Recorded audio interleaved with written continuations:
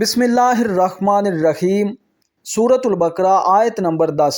فی قلوبہم مرض فزادہم اللہ مرضا ولہم عذاب علیم بما کانوا یکذبون۔ ترجمہ کنز ایمان۔ ان کے دلوں میں بیماری ہے تو اللہ نے ان کی بیماری اور بڑھائی اور ان کے لیے دردناک عذاب ہے بدلہ ان کے جھوٹ کا۔ تفسیر صراط الجنان۔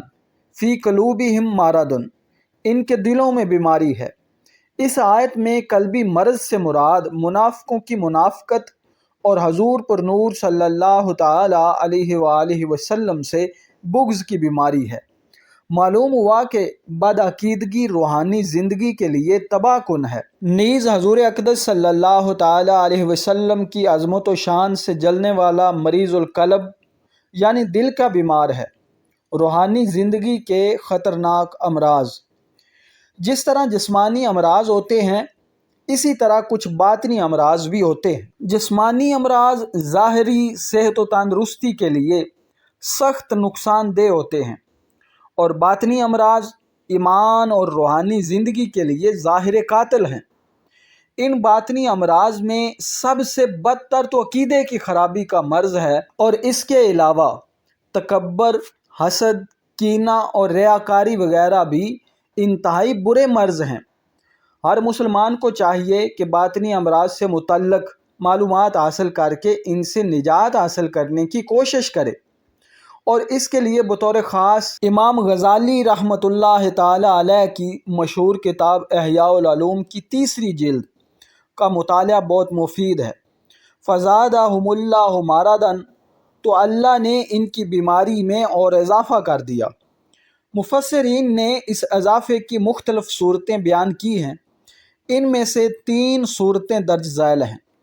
نمبر 1، ریاست چھن جانے کی وجہ سے منافقوں کو بہت قلبی رنج پہنچا اور وہ دن بدن حضور پر نور صلی اللہ علیہ وآلہ وسلم کی ثابت قدمی اور غلبہ دیکھ کر حسد کی آگ میں جلنے لگے۔ تو جتنا نبی اکرم صلی اللہ تعالی علیہ وآلہ وسلم کا غلبہ ہوتا گیا اور آپ صلی اللہ تعالی علیہ وآلہ وسلم لوگوں میں مقبول ہوتے گئے، اتنا ہی اللہ تعالیٰ نے منافقوں کے رنج و غم میں اضافہ کر دیا۔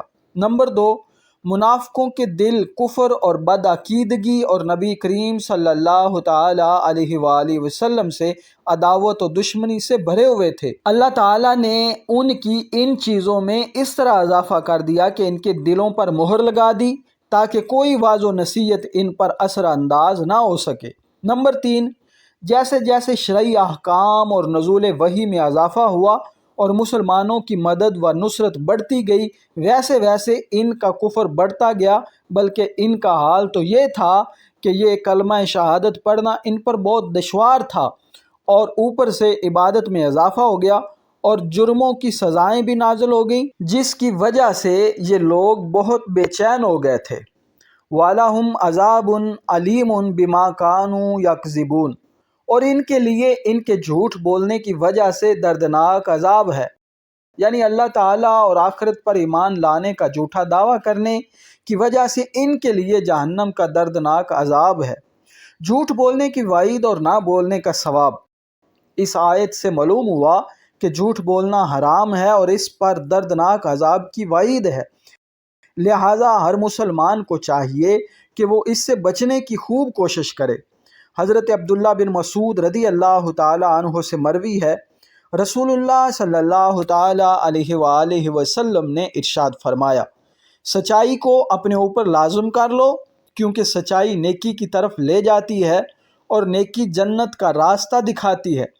آدمی برابر سچ بولتا رہتا ہے اور سچ بولنے کی کوشش کرتا رہتا ہے، یہاں تک کہ وہ اللہ تعالیٰ کے نزدیک صدیق لکھ دیا جاتا ہے۔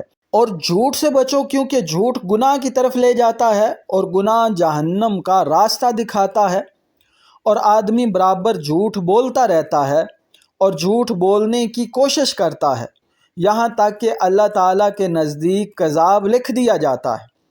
حضرت انس رضی اللہ تعالی عنہ سے روایت ہے، حضور اقدس صلی اللہ تعالی علیہ وآلہ وسلم نے ارشاد فرمایا، جو شخص جھوٹ بولنا چھوڑ دے اور وہ باطل ہے یعنی جھوٹ چھوڑنے کی چیز ہی ہے، اس کے لیے جنت کے کنارے میں مکان بنایا جائے گا۔ پیارے ناظرین، میں امید کرتا ہوں کہ یہ ویڈیو آپ کو پسند آئی ہوگی۔ اس چینل پر روزانہ ترتیب کے ساتھ قرآن کریم کی ایک آیت، اس کا ترجمہ اور تفسیر بیان کی جاتی ہے۔ آپ سے گزارش ہے کہ اس چینل کو سبسکرائب کریں تاکہ روزانہ قرآن کریم کی ایک آیت، اس کا ترجمہ اور تفسیر آپ سماعت فرما سکیں۔ ملتے ہیں اگلی ویڈیو میں، تب تک کے لیے اجازت دیجیے۔ اللہ حافظ۔